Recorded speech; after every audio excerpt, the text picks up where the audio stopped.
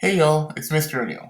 One of the things I thought would be really cool was to just keep mixing it up with how the videos are presented, uh, just so we can figure out what works best for us. So if you really like this style, let me know. If you like the outside video, let me know. If you have an idea that you saw another teacher doing, let me know.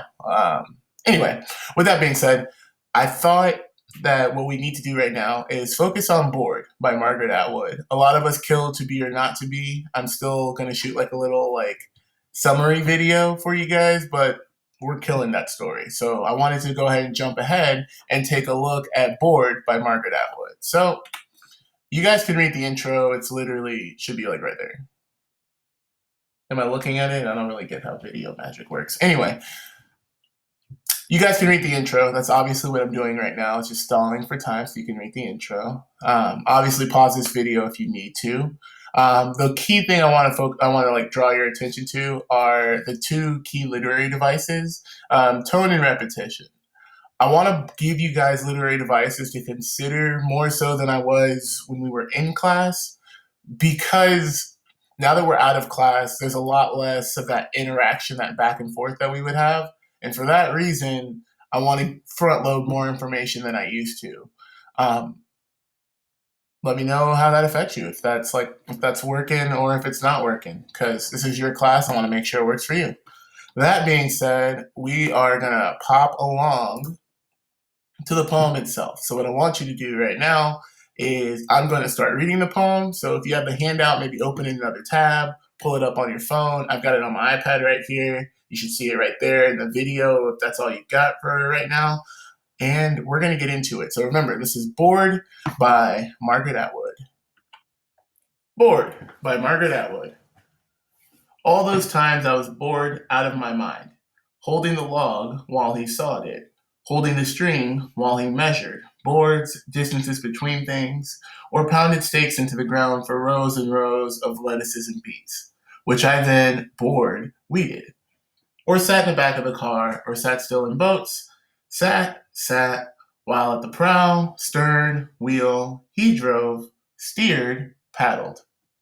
It wasn't even boredom, it was looking hard and up close at the small details, myopia, the worn gunwales, the intricate twill of the seat cover, the acid crumbs of the loam, the granular pink rock, its igneous veins, the sea fans of dry moss, the blackish and then the graying bristles on the back of his neck. Sometimes he would whistle, sometimes I would. The boring rhythm of doing things over and over, carrying the wood, drying the dishes, such minutia.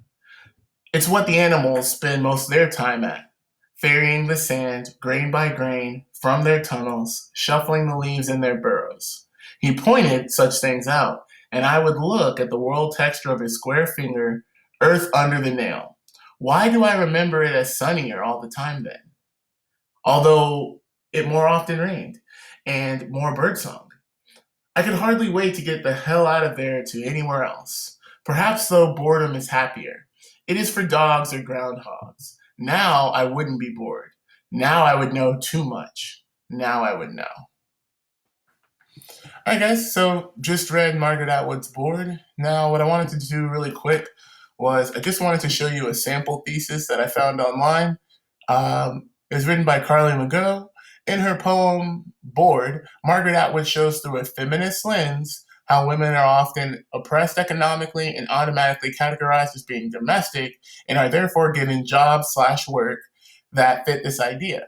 In her poem, Atwood portrays the female narrator as being bored of the simple, inferior life that she leads because of the domestic duties she performs. Now, I don't want to pass judgment on this thesis because it does accomplish a task and we don't even know the prompt that it's written for.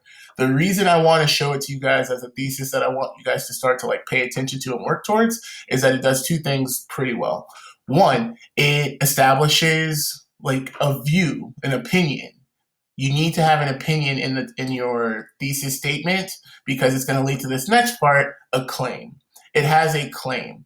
Because we know that the speaker, in this case, the person who wrote the thesis, Carly McGough, we know that they feel that this narrator, Atwood, is portraying the life as inferior. Inferior is a word we can work towards, right? Because I might have a different view of inferior than you, and I might not feel the same way. In that case, this is an argumentative thesis. You can argue about it back and forth. So keep that in mind. We're looking for things like that when we talk about thesis statements, because even though the test has changed, we're not sure how it's changed. Thesis statements are still going to matter. I'm going to look in the camera when I say that so you see me like looking at you.